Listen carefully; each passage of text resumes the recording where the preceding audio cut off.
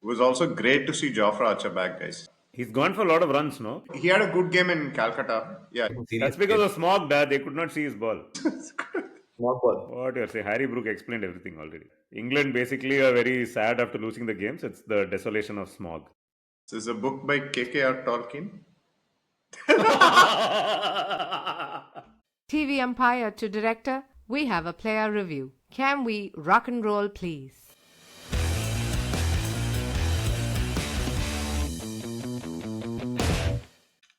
Hello and welcome to Bits and Pieces. This is the corner of the internet where cricket fans come to release their emotional baggage. And we don't have any weight limit stipulations, unlike the Indian cricket team, which is as part of the dossier that they recently released in order to discipline the team that has been losing a lot of matches, have stipulated that players will only be allowed to carry 150 kilos of luggage on international tours. On the pod today with me is Prashant DP, Murali Sadakopan, and brother Tareque, and I am Nitin Sundar. We are going to talk about the wonderful happenings in Indian cricket, which have erupted over the last couple of weeks around this document. While the team itself has gone on to win a couple of games in the T20 format against England, we have also had a lot of fun happening in Pakistan, where Pakistan and West Indies are playing on pitches where test matches look like they could end in 1.5 days. So plenty to talk about. And I'm going to throw it to PDP straight off the bat to tell us his opening thoughts on the wonderful document that was released by the BCCI. No, my initial reaction is that the restriction is on 120 kg and 150 kg of luggage. It makes no mention of how much baggage you're allowed to carry. Okay, but jokes apart, there are many who have pointed out quite reasonably that many of these restrictions do not seem unreasonable. Many of these things are not unreasonable. And it just seems, but it seems bizarre to trot this out after, 6 losses and 1 win in 8 tests. It would have had so much more credibility if they had brought this out when the team was actually doing well before the nosedive. Right now, it looks like, you have not done well in one exam, so I will cut cable TV types. It seems that kind of reaction. I don't know what you guys think about forcing your big stars to play domestic cricket. So when Kohli was at his most sublime, he was hardly playing any Ranji Trophy cricket. I mean, it's well documented now that the last time he played a Ranji game was in 2012.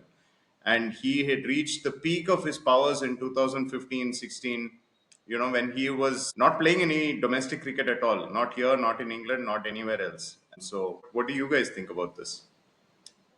So I'll start on this. Basically, like Prashant said, the moment I heard about this document and then I looked at some of the points, it immediately took me back to the exact same thing, which is that exam versus cable TV tension. Emotional trauma, emotional baggage, as we already mentioned. Because it already looks like something which plagues a lot of our things across institutions where we tend to treat the symptom, not the disease, or sometimes not even treat the symptom, just, prescribe placebos dressed up as medicine just to show that some action is happening. And this is not new. This is equivalent to some incident happening at a hostel and them saying, oh, we'll put a 7 p.m. curfew and that should solve the problem. Like, it's the same logic. And I've always said that Gautam Gambhir is definitely that project manager of the joke who thinks that 9 women can produce a baby in 1 month, because that's how his math works. So I think it's a combination of all of those things that they're coming down with this just to, in my opinion, just to placate a larger part of the fan base that, oh, look, we're coming down harsh on people you think are mollycoddled or protected and all that, without really addressing, are they actually protected or mollycoddled at all, and what are the real reasons behind the non-performance. So that was straight away my first thought. It seems like a certain kind of coping mechanism, I would think, until they can figure out what to do next. Brother Tareque, what are these workplaces where they're allowing you to carry 150 kilograms, man? I have been, ever since I saw that particular bullet point really caught my attention. I'm wondering, what are these guys taking with them? Like, are they taking entire bat factories? Egos, macha. Egos they're taking.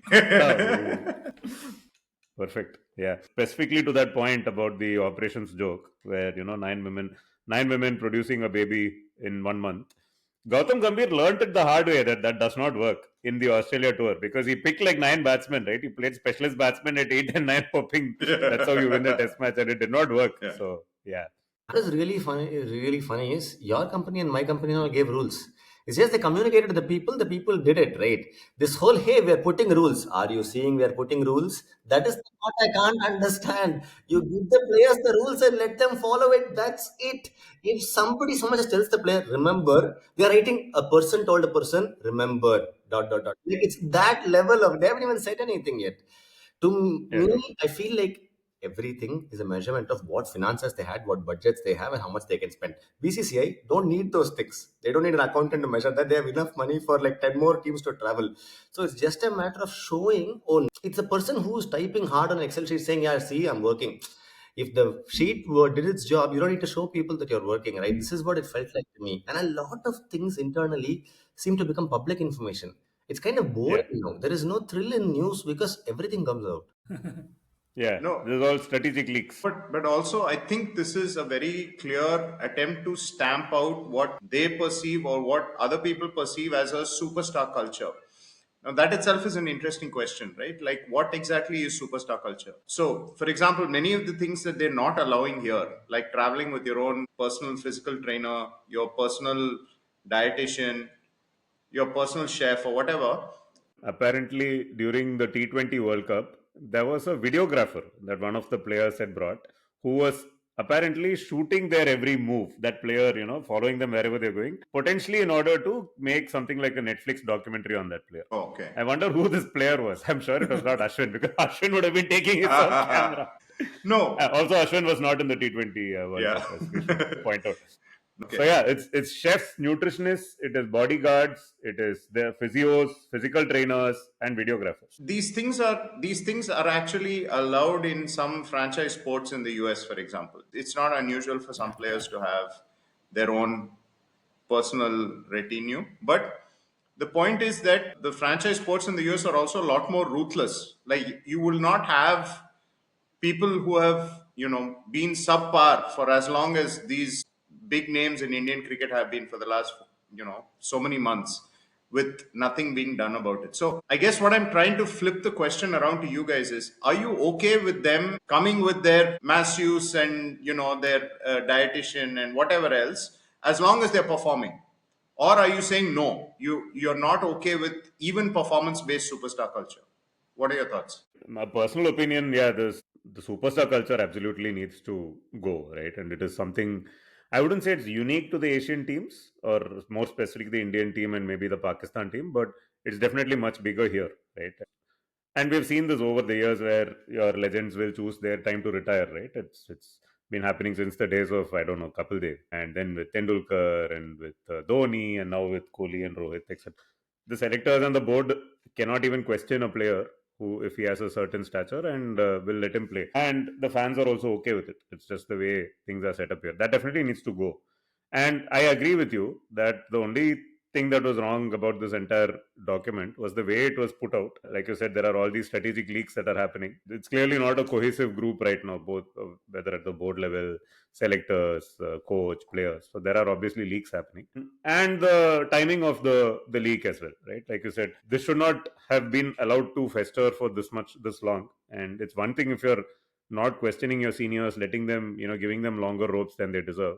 It's totally another if they're not even joining the team when they're part of the team bus, or staying through for team sessions, or traveling, by their own means when they're going on tours, etc. That is absolutely not on, and it's surprising that it has been allowed to be that way for this long. Are these performance-based incentives? Is that what the board is Yeah. trying to say? Yeah. That you would allow these to happen if the team were performing well? Because it's not a team if this is how it's functioning. Some of this does seem quite new to Indian cricket. I don't think the superstars of the earlier era, right, even from the Tendulkar era, used to have some of these emoluments, so to speak. So, yeah, interesting. No, no, sorry. Just to clarify what you're saying, what you are saying, Nitin, is that you are not okay with a player leaving in the middle of a practice session, even if he is performing well, and even if the team is performing well, you're not okay with it. Yeah, Yeah. Okay. yeah, Cool. because Yeah. Yeah. I mean, it is a team sport, right? Exactly. It ends there. So, Exactly. if you're Yeah. Yeah. playing a tournament, if you're on a tour together, or you've gone to a venue to play, and you're spending those 3 days there, where the team comes together, discusses strategy, There is a certain quorum, right? Yeah, It's not bits and pieces podcast. Whoever is available, come. yeah. I have personal work, Yeah. macha. I'm driving right now. I cannot join. This is okay on the podcast panel. It's not okay for the Indian cricket team, Agree. right? Agree. So that's the thing. And here it looks like there were different rules that were being applied to different people in the team. That's completely not on. One of the clauses, by the way, in the document was very specific that a player should not leave a tour just because the matches ended early, because then that fosters bad team culture. I don't know if that was a dig at a certain person who left the Australia tour early. But he actually retired. Poor guy. What do you have to do? He couldn't even play the sport anymore. This is not Yeah. actually being dropped. It's dropped for life. It's not, sitting there anymore was not worth it for him, so he left. I mean, Yeah. MSD still stuck around, but Ashwin was beneath him to stick around. So he's like, nope, I'm done, I'm out. Yeah. Which I think is fair. So rules also around how long now spouses can spend, families can spend with the players. So apparently 2 weeks for tours that are longer than 45 days. The spouses are allowed to stay for 2 weeks with the team. And yeah, the board has actually said, we will foot the bill for, flying them over and all. But over and above those 2 weeks, the players will have to take care of the expense, or the family will have to take care of the expenses. There are Yeah, certain caveats also, right? There are certain loopholes in the rules. They've also said even children will be allowed to travel and stay with the players, but only children if they're less than 18 years old. What if the child is, what if someone has a 19-year-old child? You can spend the entire 45 days. You can become the videographer. This was not clarified. No, but also, I mean, if you have a 19-year-old child, how old will you be? I mean, that's the You that's the first no, no, question. ask Shahid Afridi, boss. Please. அந்த குழந்தைய நீங்க தான் sir.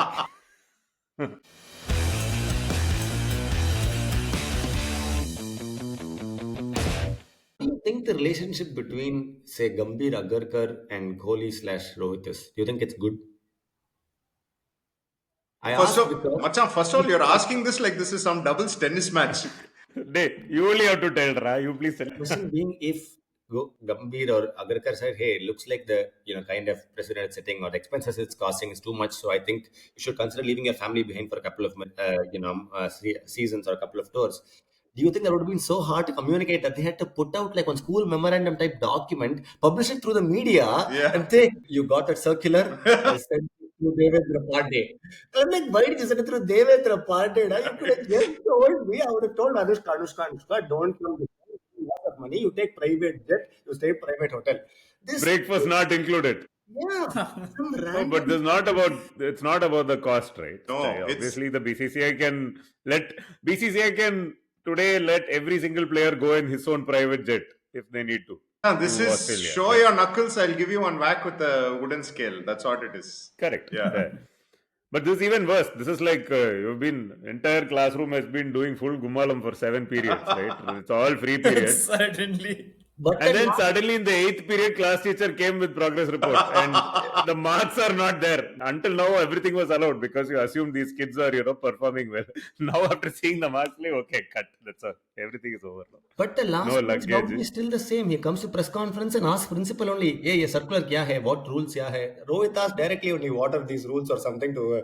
So he doesn't care. He's still the rowdy that he's sitting in the last bench and saying, No, but that's because it was an unexpected leak, right? And the other thing is, in the research for this podcast, I was not able to find this document anywhere. We are only seeing articles by Nagraj Gollapudi, article by Sharda Ugra, article by Devendra Pandey. We have received possession of this document, this dossier that has been released. And then they have written their 2 or 3 points that they find interesting. It's possible that Rohit Sharma has actually never read this document. It never went to him. They linked it to everyone except the players. This is its own problem. So everyone else now assumes, okay, Dave, we can only take 120 kilos when you're going to Australia. They're going to Indigo flight, they're going to Qantas flight, they're going to, hey, Qantas, I brought my 120 kilos, let me take. BCCI has allowed. They're like, sir, sorry, only for team. Team fellows have no idea about these rules. Yeah. No, this kind of reminded me of the controversy, particularly the family and the wives bit and all that.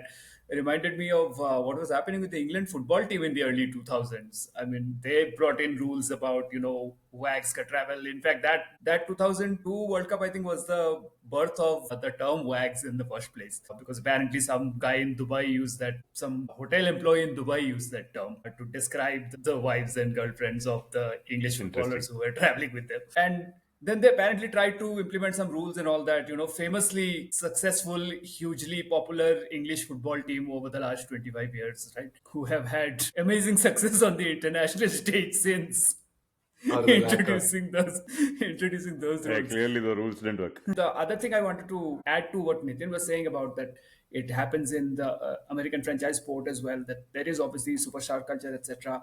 But I mean, anybody who's probably seen like The Last Dance or read anything about a Phil Jackson led team knows that there are ways of kind of bringing or balancing this tension between superstars and performance and kind of putting performance first.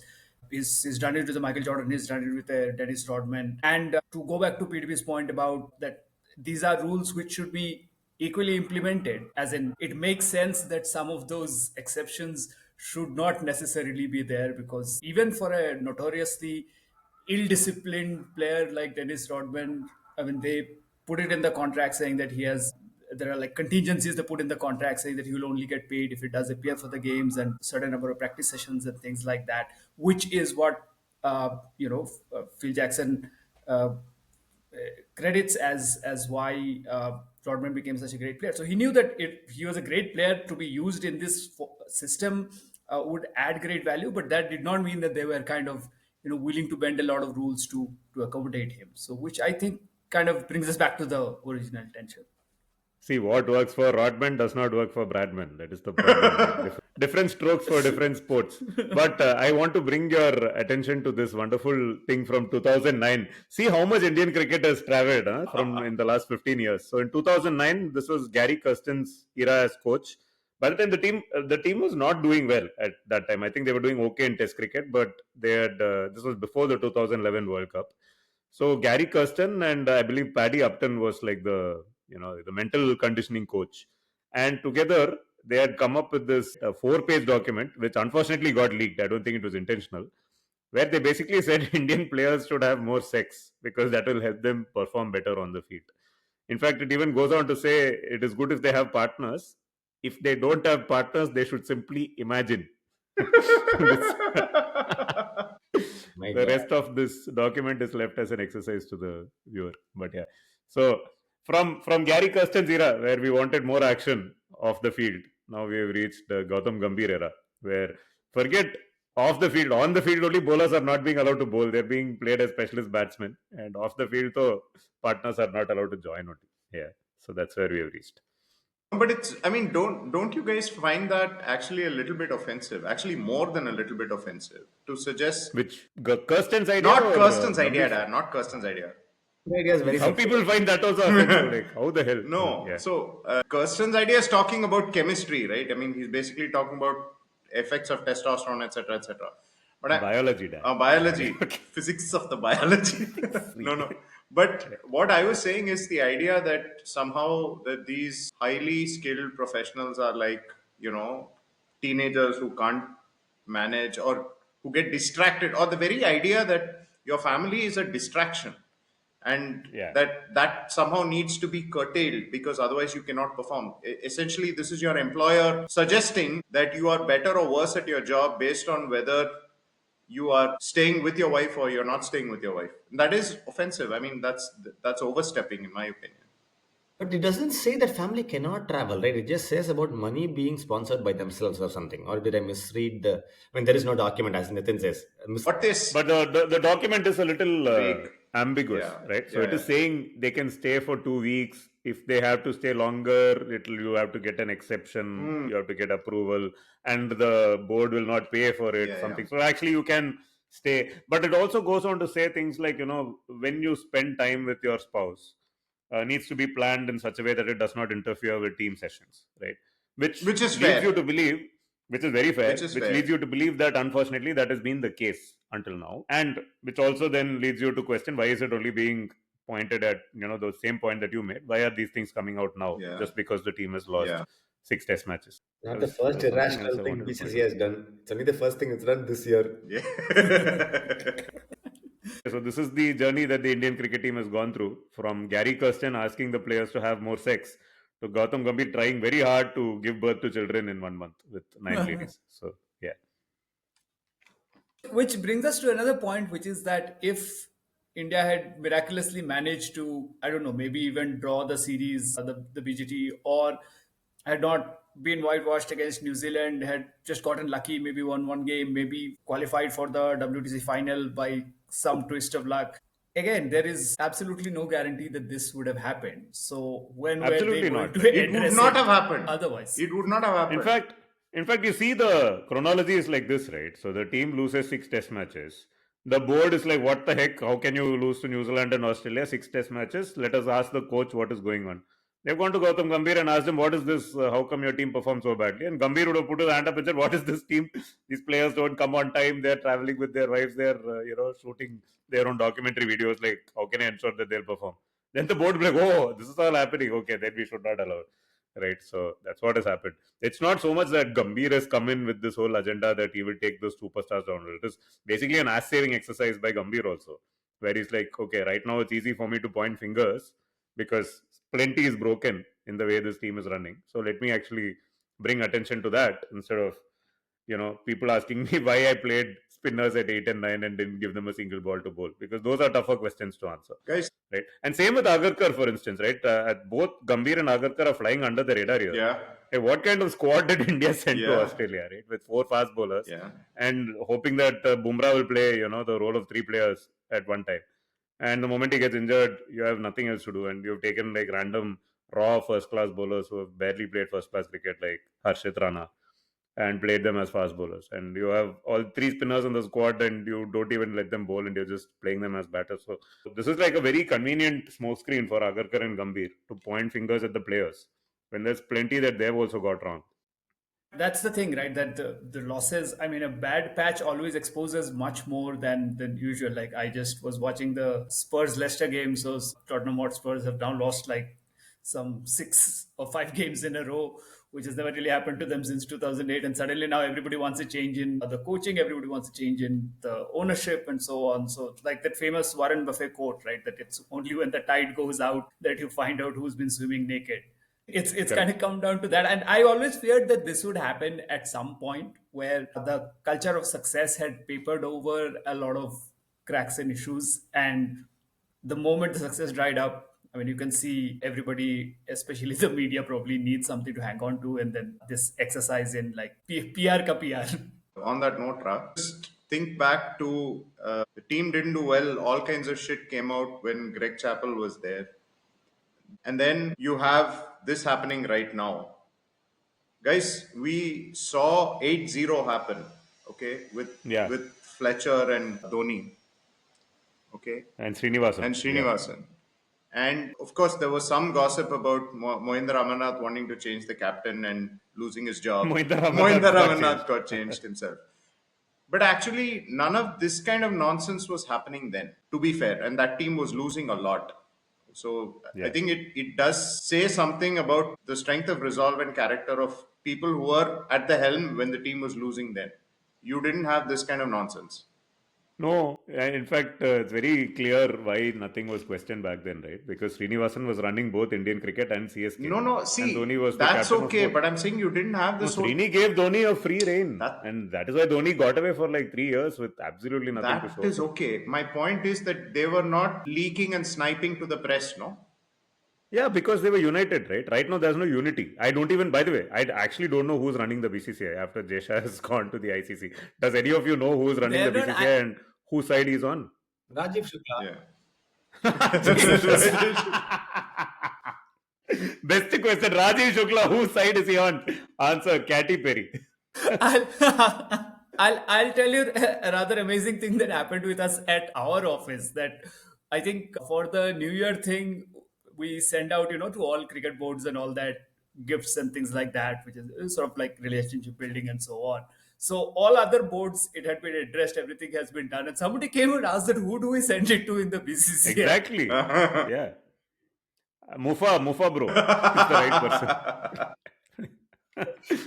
I seriously have no idea who's running BCCI right now, right? At least with Jesha, you knew he was there all the time. No one knows. I think there was one name in that thing. The 3 people who attended that conference, I forget his name, some Dwivedi or Trivedi or something. So there was Gambhir, there was Rohit Sharma, there was Agarkar, and there was a 4th person in that high-level meeting that happened. Ringo Starr. That 4th person. Ringo Starr. We have to find out now. Jingle Like style. we have to name and shame. Devajit Saikia, BCCI Secretary Devajit Saikia, guys. Have you heard of him? Jinx, He's right? the fourth person. He's the person running BCCI now. When he sets up a Now, meeting, is it a psychiatrist? oh my God, they are trying to shrink the players' freedoms. Yeah. I pointed out the loophole, which was the 18-year-old child wala loophole. But there is also a paradox in this document, right? And that's the interesting paradox around domestic cricket. So they have clearly said that all players, regardless of seniority or superstar status, have to make themselves available for domestic cricket. In case they don't make themselves available for domestic cricket, what is the punishment? They will not be allowed to play domestic cricket, which is IPL. So, this is the snake eating its own tail. Following which, all the players showed up for the latest round of Ranji games, except for Virat Kohli, who said he has a neck spasm or something. And all the players ended up eating a lot of tutty. Rohit Sharma had twin failures. Rishabh Pant had failures. Shubman Gill failed in the first innings, but scored 100 in the second innings in his particular game.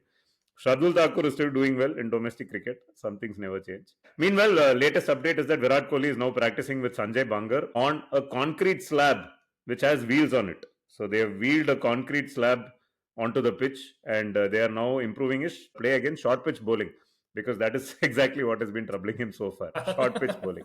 Read of that what you will. But unfortunately, Rohit Sharma has gone and gotten himself painted into a corner, right? So this is a no-win situation. You show up for these Ranji games, you do well.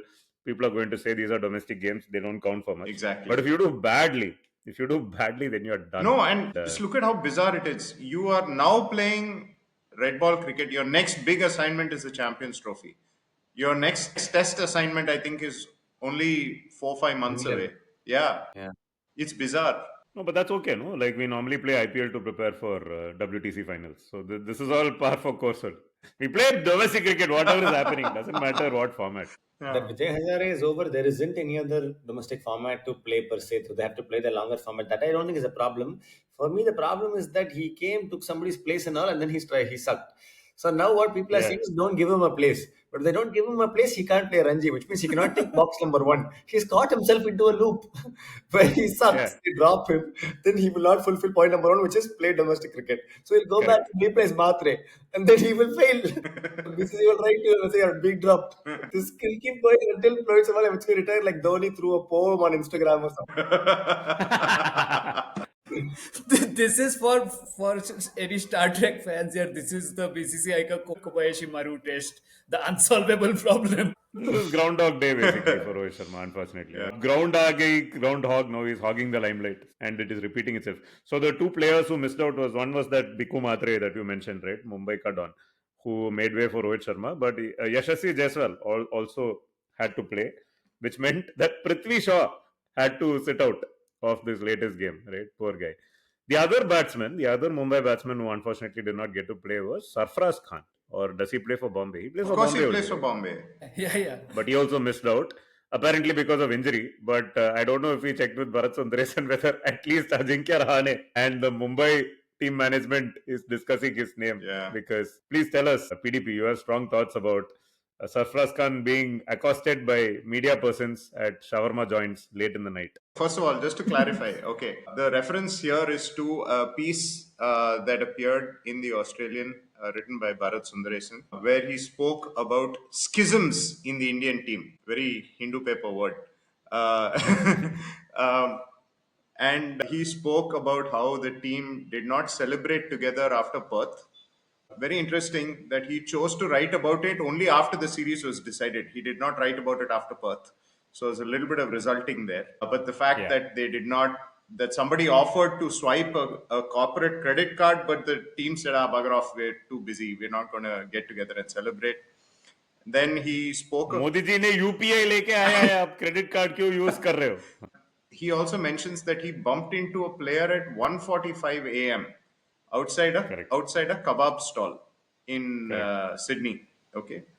And If he had said Vada Pav stall, the story would have gone somewhere it would have else. gone somewhere else, and that's the problem, right? So he has divulged the circumstances of a leak without necessarily naming the player. Now, this is actually quite problematic, and it's something that actually bothers me a lot, because this strikes at the very heart of the asymmetry of sports journalism. Bharat Sundaresan gets to write whatever he wants and then moves on to the next piece tomorrow, right? Every Indian player who cannot account for their whereabouts at 1:45 a.m. on that day, right, will be under Yeah, the scanner. correct. All kinds of things. Someone who's known to like kebabs will be under the scanner, right? Correct. No. That's the injustice of this. Also important to point, there are lots of fly-by-night yellow journalists out there Yeah. who would actually risk burning bridges and burning their contacts or their trust that they have with players and do something like this. Not a hit job, but this kind of a piece.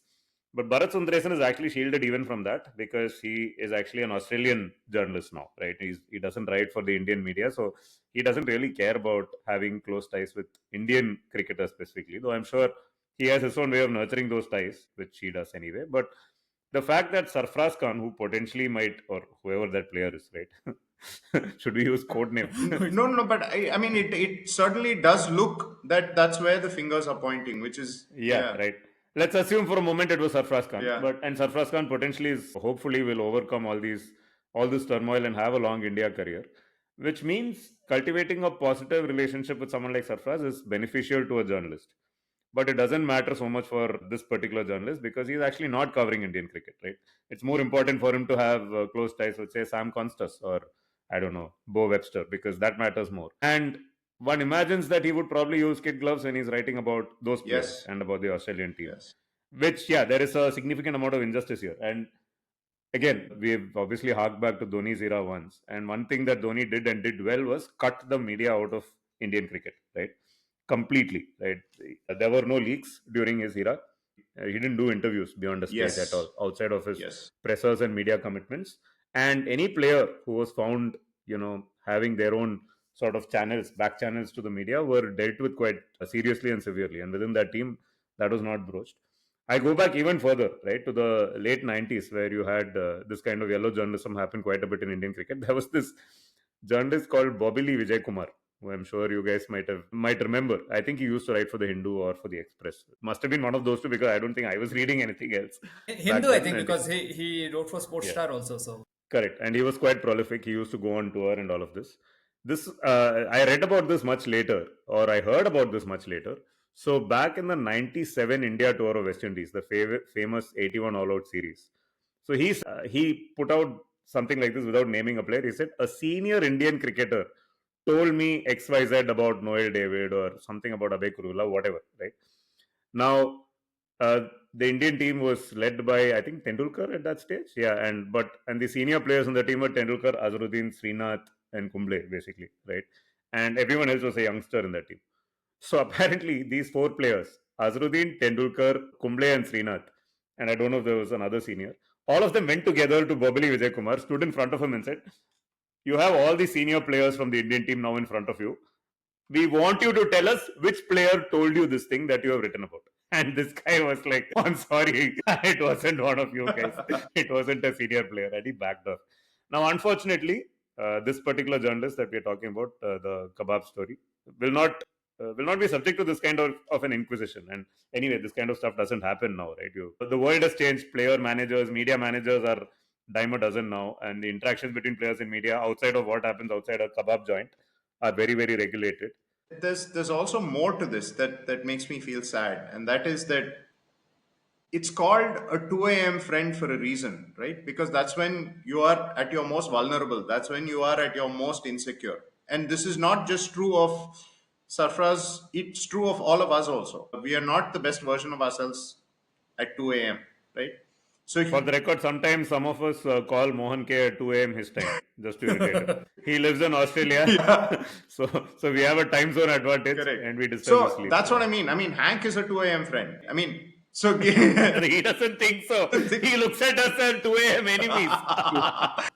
We are the Bharat Sundaresan's of his life. So my point is that here is this guy who is at his most vulnerable, who is insecure about his career. He's come so far. He's made it. Actually, he's made it to the top, but he's not still finding a place in the side, even though the team is playing shit. Yeah. It's actually a very stressful time for him. to latch onto that moment and then to kind of zoom into it and blow it up in a piece the next day, you have to question the judgment there, because things like this, it's not like this is the first time that's happening.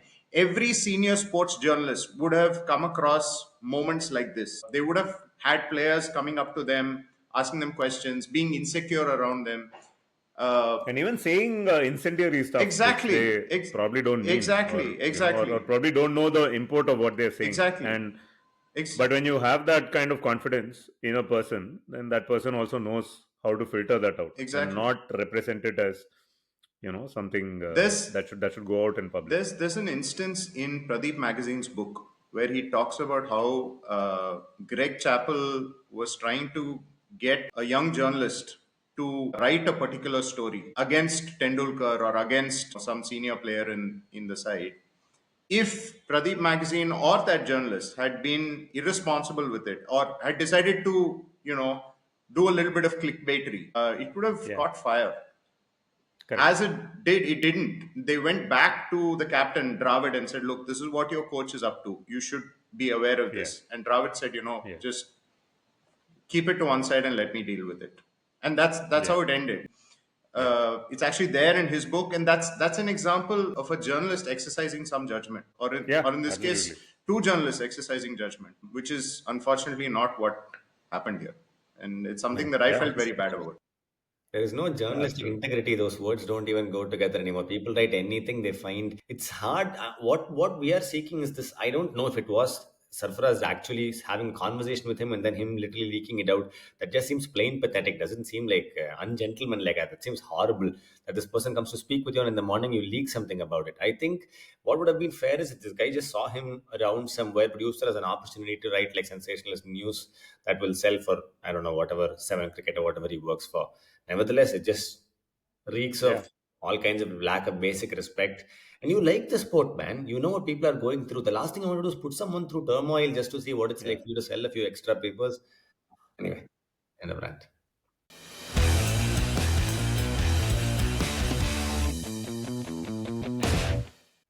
Yeah, so all of this has been going on. Dark times for Indian cricket off the field, but interestingly, bright times on the field, because Gautam Gambhir has been at work, right? He continues to coach the Indian cricket team, which continues to play T20 cricket day in and day out, right? Sanju Samson is scoring runs, or did he score? I think he scored a few runs. Not too much. Not too No, much. not really. Yeah. The We first now two come days, to that segment of this podcast where I desperately need help from my friends who have actually watched the first two T20s. India 2-0 ahead against England, who first complained about the smog in Delhi. I believe Harry Brooks said he was not able to see the ball. in Kolkata. In Kolkata, sorry. Yeah. Smog in Delhi just rolls out of the even if it's wrong. And since then, India won a very thrilling T20 game at Chennai. And this Indian team has been absolutely unbelievable in T20 cricket now for a while. Yeah. Starting from the T20 World Cup, where they just changed the way they're playing. And after that World Cup, they changed their players, but they continue to be extremely elite. So finally, the IPL dream is coming true, guys. Right? When the IPL was launched, we said, okay, this is the tournament that will ensure that the Indian team will be the strongest T20 team on the planet. And finally, you could say that. No. Keep going, Nitin. It's not like we have a history of jinxing anyone on this podcast. keep going. You're on fire. It's safe to jinx the Indian T20 team right now because we only have a Champions Trophy one-day tournament coming. And the test team is busy playing Ranji Trophy in order to get into form. So it feels almost like, this was a much needed tournament or the much needed series, right? If you could say that about a bilateral series, because it's completely fresh players, except for maybe the odd Nitish Kumar Reddy or the Washington Sundar who's playing in this tournament. But everyone else is, one of those IPL guys who just shows up and goes bang, bang. Ravi Bishnoi is there and, Arshdeep Singh is swinging the ball. He's apparently now the highest wicket taker for India. Couple of wickets away from 100 T20 wickets also. So, but guys, the excitement for me is Varun Chakravarti, because India have never produced that kind of a mystery bowler before. Yeah, I mean yesterday. So I wanted PDP's thoughts on that. Yesterday, I think he dismissed Harry Brook with what looked like a googly which came out of the front of the hand. Like, I don't even know how to describe what it did exactly. Incredibly hard to pick. You see bowlers like that from Sri Lanka. You see bowlers like that from Pakistan. Varun Chakravarti is the first sort of mystery spinner I've seen from India. Otherwise, you're very clear what the bowler is bowling. You may still struggle to pick him. But with Varun Chakravarti, he's doing all kinds of things out of the front of his hand and with that quick arm action. It's been very, very exciting to watch. He's bowled brilliantly in both these games. Yeah, he was unplayable, and I think speeds is what I have a lot Yeah. of credit for. You think you can play him on the back foot, and then he reminds you, "No, Yeah. I am straight. His If you go back foot, I hit the stumps." Yeah. And that ball that he puts in, the way he releases it, it looks a lot like it's going to go this way. Yeah. And it has a nice drift. It also like goes right in between. Yeah. Perfect. Yeah. Twice in a row was really good. And I think in general, he's also becoming very hard to score runs off. So people try things that they may not necessarily try normally. Otherwise, you can play the straight bat at dead bat, but it won't get you runs in a T20. Correct. He dries you up and people try things and he gets you. It's beautiful to watch. Yeah. See, you guys only realized Varun Chakravarti's genius now, after all these years. Like, Dhoni was ahead of his time always. Dhoni used to get out to him every single time. Back in 2019, Varun Chakravarti, I think, was picked up by RCB, right? For the very first time in 2016. And they paid a lot of money. And as usual, I think in his very first over for RCB, he conceded 25 runs. And people like, what? Another RCB piece of genius this is. And then poor fellow got dropped. Do you know that he's acted in a movie? He was one of the, like the background scenes in one Tamil film. Varun Chakravarti is there, apparently. Yeah. And one of the popular films also. This was like a... Are you sure you're not talking about Murali Sadagoppan? I have not been in the Indian team, that much I can guarantee. Murali Sadagoppan acts only in the, high-end movies, right? With Rajinikanth and all. This was some random film. This guy randomly shows up. He's there. And it came in some quiz question. But then he resurrected his career, got back into cricket, after giving movies a miss, gone to KKR. Now he's found his way back into the Indian team. And now you guys are identifying that, this guy is a mystery bowler. Dhoni demonstrated it. He was doing it for Indian cricket. He got out in every possible way, right? Inside edge, beaten, bowled. Outside edge, beaten, bowled. He removed his banyan and gave it to Varun Chakravarti. Like, oh, Dhoni is my big idol. I'm so glad he gave me. The next match again, he got him bowled. I'm serious. He kept getting out to him, right? And this was before Dhoni became the current Dhoni, which is like, current Dhoni is a joke anyway. This was like when he was still winning titles. No.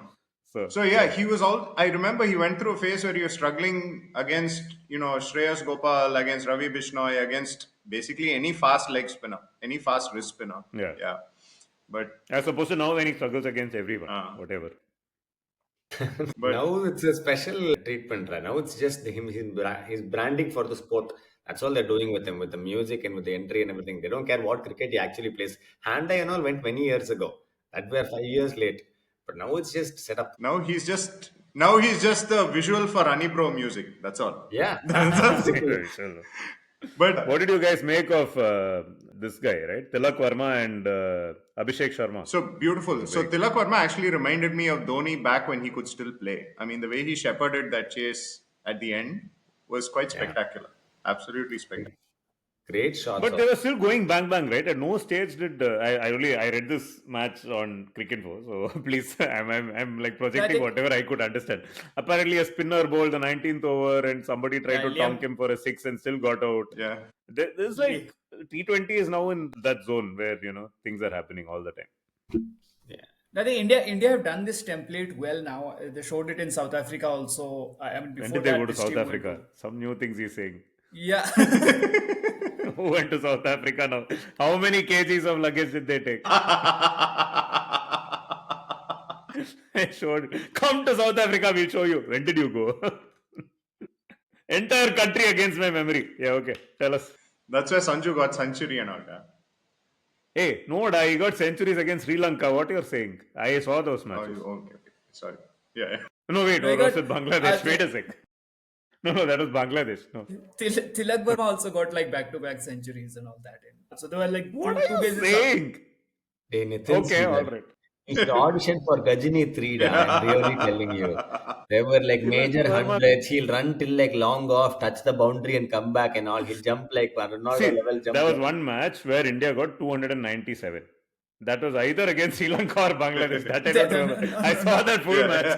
That was, in which Tilak Verma and Sanju Samson got hundreds. Yeah. Now, please, someone tell me, was it Sri Lanka or Bangladesh? I know for sure it was not South Africa. No. It happened in India. It was Sri Lanka, I think. Hang on. No, it was Bangladesh. Bangladesh. Sri Lanka was Definitely. By the way, Bangladesh. we have alienated our Sri Lanka fans, our South Africa fans, and our Bangladesh fans. What do Sri Lankans and Bangladeshis hate the most? Being considered as Bangladeshis and Sri Lankans. And we have confused those two teams. Those two teams can't stand each other. It's like confusing the Indian team for the Pakistani team. Right? Like, what kind of a crime is this? South Africa, not only have we forgotten, the ICC released their test team of the year. Yeah. There is not a single South African, Yeah. which is the best prize you can give to the team that just made it to the WTC final. Yeah. There are zero South Africans in that Yeah. team. Nobody cares about South Africa side. Ironically, in that Except PDP and Tilak Verma, of course. no, Yeah, but Tilak. I'm saying that in that team of the year, I think Ravindra Jadeja found a place, which is This team, yeah. yeah, the team of the year. Yeah. 2024 team of the year, Jadeja finds a place. He didn't find a place in the Indian team for the first 3 tests. And after that, he played as a specialist And batsman. after that, he played as This was ICC's parting gift to R. Ashwin, basically. And because ICC did this, then the Indian government said, "Yeah, this guy is going to cry now. Let us just pacify him." They gave him Padma Shri so that he has something to celebrate. from Padma Seshadri to Padma Shri. Nice. We have come a long way. Yeah. Indeed. Yeah. What did you think of the performance of the Indian team? No, so Fantastic. On cricket info, it's wonderful to enjoy. I have genuinely enjoyed it because, like I was saying, it seems like a continuation of what they have been doing in the previous series. It seems to be working. England have not given a great account of themselves, but having said that, I think what you have seen with the Tilak Verma, with Abhishek Sharma in the first T20 also, plus what the spinners have been doing, I think this is an excellent setup. I think the only blip has been Surya's form. Because he seems to be a little out of it. But otherwise, it's pretty thrilling to watch, like all of these guys. Although the irony is that even among these performances, most of the people have been discussing IPL fates more than anything else because RCB fans are worried about what the three Englishmen who have been picked up by RCB have all been spectacular failures. so Virat far. Kohli, they picked long back. Why should they be worried about him now? Sorry, I was four going Englishmen. for the obvious Englishman joke, but yeah. does Abhishek Sharma remind you guys of Yuvraj Singh? He's coached by Yuvraj Singh, no? Or rather, he's mentored I know, by Yuvraj. Yeah. and once or twice especially when he lofts, right? I mean, it just reminds me a little bit of Yuvraj in his pomp. Yeah, I think in the first Yeah. in Kolkata he played a couple of shots that you definitely would think like are very Yeah. Yuvraj shots. Yeah. Yeah, inside out over cover is very strong. He's got Yeah. great shape and I think looks a lot like Yuvraj in that front. Yeah. The flicks were very special and iconic for Yuvraj. It's not easy. Like his flicks looked quite like perfect. It was amazing when he used to flick over like wide mid wicket without Yeah. ever barely moving his feet. That was immensely talented. I mean, Abhishek Sharma looks pretty good too. In this last game, I saw that both teams lost around 6 wickets very early on, and somehow the rear guard worked for both of them beautifully. That was the only part I watched in both games. In the middle, I slept off. So the first half, first innings, last part, second innings, last part, and I was like, I think both teams are done for. And Brighton Cars is scoring, somebody else is scoring, Yeah, they're yeah. able to manage it. Here, Ravi Bishlaw is scoring, Yeah. continuously knocking it around. Yeah. I really thought it was over. Yeah. And Tilak Verma was so badass. He just gave singles to Ravi Bishlaw and it's like, you play 4 balls. That's Correct. okay. Yeah. And One that wicket fellow was is- also hitting. That That guy fellow is also not hitting, even yeah. going for a single, he's flicking it up. Yeah. No, I think so. Bishnoi played a great shot. I think for 4 on the offside, which was like great gaming awareness because they had brought like the offside field in, and he realized the ball is outside there to be hit, and he just like placed it in between. I think gully and point, I guess. was perfect. Which was like amazing batting, and he had like for anybody who has seen or not seen the post-match interview, he had the most Gen Z response to the question from Harsha Vogle saying that, oh, we want to talk about your batting. And he said, oh, I just uploaded a reel today saying why should bowlers, batsmen have all the fun? Like, we should also. And I came and did this. Ended up having fun. Basically, Ravi Bishnoi is trying to fit into the Yuzi Chahal shaped hole in Indian cricket. Right? There was some Chahal TV something. Yeah. So this guy will be the next one. Abhishek Sharma, right? See, the problem with T20 is it's all a blur. Don't remember anything, right? And these are games I did not see, so there's nothing to remember anyway. But there are certain things that you will never forget. I remember one day I was downstairs, I was playing something with my son, and there was an IPL game going on.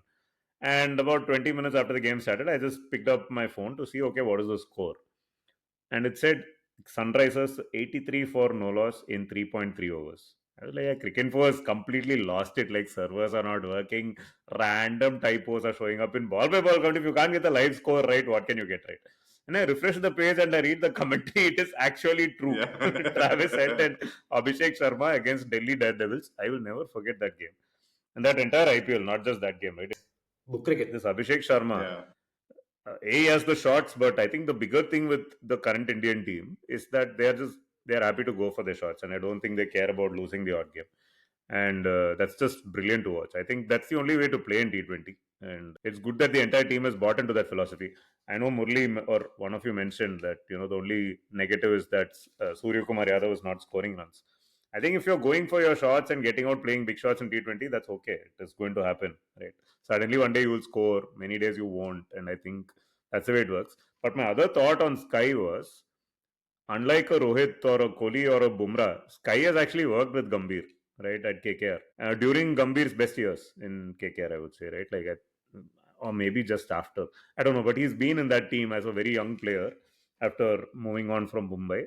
And I don't know if it is faked or what, but he does seem to have some regard for Gambhir and his methods.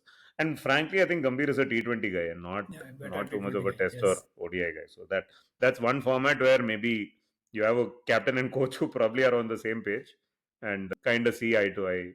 And you don't have superstars, and the coach doesn't like superstars. So everything sort of is lined up well for the Indian T20 team. It's a pity we don't have like 3 T20 World Cups this year because we'd have won all of them. By the time the next one happens, who knows? Rohit Sharma and Kohli might be back playing T20s. Who knows? Anything can happen. Yeah, not going back. This is a good T20 team to have.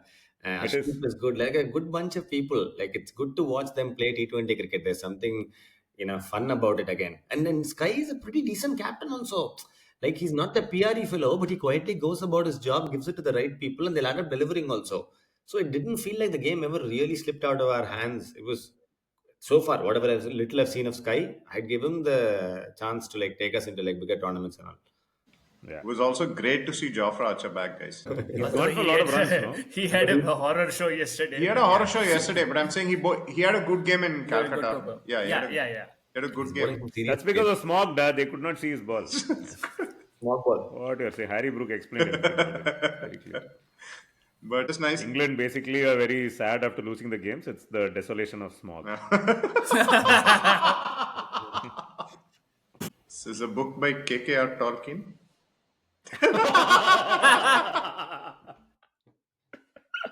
Oh my God. Amazing, brilliant. Don't forget to talk a little bit about West Indies also, da, poor fellows. Yeah. Let us. Moving on from slam bang action to slam bang action, where West Indies and Pakistan are playing 2-day test matches. Mohammad Rizwan came after the first day of the first test and said, yeah, whatever, I don't care about the 11, this, that, and this test match will end in 2.5 days. And this was after most of the first day had been washed out and nothing had been played, right? Like he said, the test match ended bang sharp in 3 days. I think that Noman and Sajid are going to run up records like the old timers, right? All those Dungy bowlers, who keep out. By the time they're done, they're going to get to 100 wickets in like 8 test matches, that kind of thing, right? They've brought back that Abrar Ahmed, who they had dropped for disciplinary reasons. That bowler with the glasses. He's also started taking wickets now. BNP Jinx. If you look at the FTP and what Pakistan has in the next WTC cycle, they are going to do the South Africa thing. They are going to go to the next WTC final. Nobody knows this yet. Aqib Javed has planned the whole thing out. They are going to sit in that final and they are going to play Australia or India or whoever at Lords. Because they don't have too many away tours. I think the away tours are easy tests. They have a lot of home tours, and if these are the pitches they're going to put out, it obviously is risky. It could backfire. They might actually lose the second test. Yeah. Right now they're in a lot of trouble. Yeah. You forget we're talking about Pakistan, da. Whatever red carpet, green carpet, they lay out Pakistan will still come one fine day and go 69 for 8. And then they'll be like, oh, sorry, I forgot we are Pakistan. No, but the beauty of these pitches is they convert every team into Pakistan, right? That's good. Because every team will go into 69 for 8 kind of territory. Like, how do you play here? That is what happened to the West Indies. But then Pakistan did a Pakistan. I mean, day one is one of the most amazing days of Test cricket I remember in Now we're recent talking about day one memories. of the second test. So the first test, Of the second Pakistan test. Yeah. absolutely destroyed West Indies in 2.5 days. In day one of the second test, both teams got bowled out for whatever 163 and 154. West Indies followed by Pakistan. Yeah. Yeah, yeah. So, and West Indies actually were like 53 for 8 or something like that Yes. to begin with after Noman's hat trick and everything. And they had a lower order revival, the 95 for 9, and then finished at 163. Yeah. I think it was Kemar Roach and then Gudakesh Motie. Motie got a 50.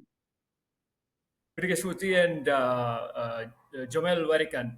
And they are the ones who took all the 9 wickets also. One was the run out. Exactly. They did all the work. Yeah. There's talk about heavy loads. And they bowled beautiful balls, man. Like Warrican's wicket of Rizwan is like gone, dragged completely out, and then the stumping is happening casually at the back. They used the dip well, they extracted so much spin, and that Moti is like it zips. Some of the balls you think you can play, and then it just flies right through. It was nice to watch other teams also use the You're spin saying well. under the visionary leadership of Moti. Yes. West Indies Exactly. are Exactly. currently in a winning position. It is in that project he built called Gyan Pakistan Yojana. So he built it back in the day. He built other countries' cricket also because of No, him. no. But Pakistan anyway is a part of India only, no, all Akhand Bharat. So yeah, this Viksit Bharat mein sab kuch included. We will have everything will be part. But we've been alerted by Zainab Rizvi, who is on our group, that the broadcasters have been naughty with Gudakesh Motie, and they have exposed his backside. What? Live on camera. Yeah. Apparently, there are pictures of he was fielding or something and his pant came off. These guys put it out live and they also put replays or whatever. They put it out live. There are better and ways to someone- win Super Sport. Yeah, exactly. But this is a very bad case, Moti. These are Gudakesh's motis. It is actually the backside though. And yeah, muh mein Goti, Gudakesh Moti. But anyway, so people are going for the obvious jokes Oh my here. gosh. But apparently some people have screenshotted this and those tweets are going viral. So yeah, he's doing well on the field, guys. Let's leave it at that, unfortunately. Yeah. It's quite unfortunate though. But they're playing well, and I hope they get one test away from Pakistan and at least make it fair and fun. I don't know if there's a third test though. Is there a third test? I think there are 2 tests Sunday. So, and draws are good because otherwise, Nitin, fan of them coming to the WTC final will happen. I don't want Pakistan to the WTC final. Expecting a third test against these two teams, I think they're 9th and 10th or something in the WTC table is a bit much. Yeah, but this is Aqib Javed's master plan, guys. I think Pakistan will be in the next WTC final. I won't bet against it. PNP jinx. I would like to plug the Batta Fast episode. After the first test of Pakistan West Indies, they did a very good analysis of how this plan is. And also, we keep saying Pakistan is known for their fast bowling. They make this point that, it's just that was all a smokescreen. Like Pakistan's always been actually very strong with spinners. And the last time Pakistan's test team was any good under Misbah ul Haq was again with spinners, right? And they did not have any great fast bowlers back then. They had some very random bowler, Aizaz Chima and whatnot, like bowlers you've never heard of. But they always had Yasir Shah and before that Saeed Ajmal, who were world class and did very well. Now they're like, okay, we don't have fast bowlers, so let's make pitches that will help spinners. We don't have spinners, doesn't matter, get whoever is there. With that we will do. And they've literally brought these two fellows. They have fast bowlers, but I don't think they have the kind of pitches that will make fast bowlers look as good as what the pitches that can make the spinners look good are. So it's just... No, that's true. No, that's true. But also, I don't think they're fast bowlers. Well, Naseem and Shaheen are good bowlers, no question about it. But both of them got dropped. Because they were bowling badly and they keep getting injured and, they're not very fit. That's the thing, right? I don't know if Pakistan cricket currently has the ability to keep their fast bowlers in peak physical shape, which every other team, I think, manages to do a better job of, at least the big teams. So even if Pakistan continues to have that raw talent in their fast bowlers, will they be able to last long and bowl great spells in Test cricket? I don't know. But with spinners, you don't have that much of a challenge. So, Noman and Sajid for the win. By the way, Ashwin's career has ended without playing a single test against Pakistan, guys. Well, I said Ashwin. For all you know, Rohit Sharma's and Virat Kohli's careers have also ended The same way. without a single test against Pakistan. I'm sure if Ashwin was watching these test matches, he'd have been like, I would have liked to bowl on these pitches. Sadly, well, that didn't happen. Yeah. The only way it can happen is if both teams play the WTC final. So let's manifest it. And if Kohli continues to playing till then, who knows? Maybe all the cement pitch, the pitch with wheels practice will help him come back into Test cricket. I don't know which is the harder prayer, India the WTC final or Pakistan the WTC final. Like both seem like very hard prayers right now. Both are easy prayers. The hard one is Virat Kohli playing that match. That is, All right, then that we are good. So that is. Do you know what the episode number is? Winging it like a boss. One sec. What is the episode 156 number? no. No, 155. Okay. Hey, 155 was Sachin in Chennai, no? Yes, and Sachin in Bloemfontein. Okay, all right. Brilliant. That brings an end to episode 155. As PDP has pointed out, Sachin in Chennai and Sachin in Bloemfontein, which happened to be Virender Sehwag's debut, where he also got 100. Bits and Pieces continues to be the wonderful podcast where if we have episodes that do not do well, we don't try and find reasons as to why it is not happening, because players are spending more time with their spouses or are bringing too much luggage and their chefs and videographers to them. This continues to be a fun podcast, whether the going is good or bad. So send us your comments, thoughts, feedback, and please share this podcast with your friends if you liked it. We really love the feedback. Thank you so much. Say bye, guys. Bye. Bye everyone.